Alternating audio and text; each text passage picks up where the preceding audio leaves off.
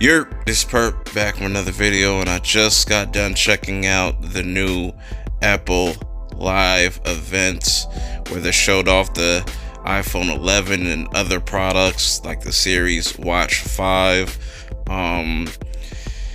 Fucking got a content claim or got a copyright. I don't think I got a. Apple took down my live stream. Kind of pissed about that. Not gonna be able to live stream for a while, but when I am able to live stream again, I'll make sure I come back with a bang. This is like the second time this has happened to me. Fuck Apple. But enough of that. Like, comment, subscribe, show me some love, because that shit really blew my shit. And you know, I ain't gonna talk about the boring shit that they showed off. It's a typical Apple event where they show you all the boring shit, the irrelevant shit that nobody really cares about. I mean, if you care about watchOS shit, that's cool. If you care about it, they started this conference off with talking about Frogger. Like, get that arcade trash out of here. Nobody plays game on mobile. Get yourself a console. Like, stop that fuck shit. So, you know, my thoughts on the iPhone 11 and 11 Pro Max. The whole naming scheme of this shit is fucking retarded. I gotta be honest. But you know what they showed off was cool. You know, that Filmac Pro thing, whatever, the app on the phone where you could shoot like 3 different shots at the same time. That was cool. That was the only cool thing. But other than that, this is really nothing new. Pretty sure Google's gonna come in and kill them with just 2 lenses, because you know they still have the best, you know, cameras on the market as far as tech people would say. But I really liked how they priced the iPhone 11, because that's the XR replacement. So, you know, with the LCD display, this is the one with the LCD display. Just to let y'all know, they started at $699, which is really smart, and they're gonna keep selling the XR. That's going to be $100 cheaper. So that was really smart. But where I feel like they fucked up at is they priced the iPhone 11 Pro, just the smaller version, at $1,000. Now, if they would have marked that at $899, that'd have been huge. But I think they kind of fumbled the ball with the pricing, especially with them still selling a 64 gigabyte model, which is fucking stupid. Where you have Samsung, where they up their base storage to like from between 128 to 256, and I just feel like they kind of dropped the ball with that.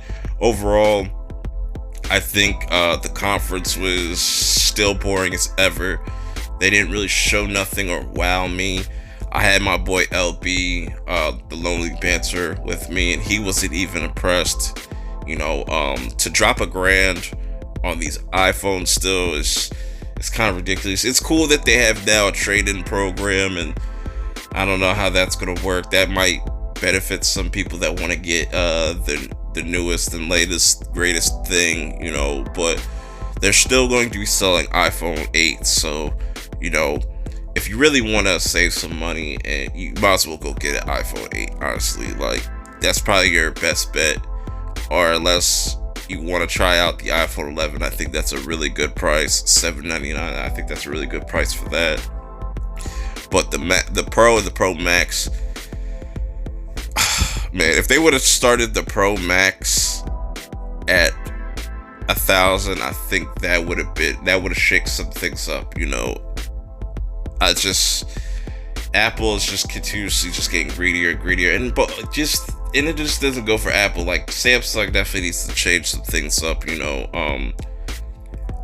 they still offer a better phone. You know, where Apple is just gonna keep talking about specs on how fast a fucking phone is. All phones are fast. Don't get tricked by the way that they talk about these things. It's ridiculous. But out of all 3 of these, like I said, like I keep saying, the iPhone 11 is priced the best.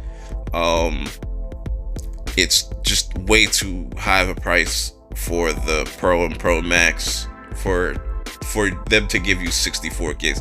Now, if they gave you a 265 starting with both, I would say that's a fair deal. But you know, for a 5.8-inch display with 64 gigabytes of storage, that is not worth the price to me, starting at $1,000. Now, that might be different for you. You could probably stretch that, and that's not out of your range. But you know, and I'm kind of bummed out that they didn't have one more thing. I guess that was kind of all bullshit. No AR glasses, no secret iPhone SE2, none of that. It was a pretty bland conference overall. Like I said, if they would have started with the iPhone 11, that would have been cool, because then we could have, you know, gotten to other things. But what do you guys think in the comments below if you check this conference out? Are you an iPhone user? Are you looking to upgrade this year? Do you care about upgrading your phone every year? Or, you know, does this even interest you as an iPhone user, I should ask? But let me know in the comments below. YouTube's on some bullshit. I'm not going to be able to live stream for a minute, but I'm going to have my Snowfall review up tomorrow. It's the season finale, so stay tuned for that. And like, comment, subscribe, and I'll check y'all out in the next video. Peace. What made that comedian different from that comedian?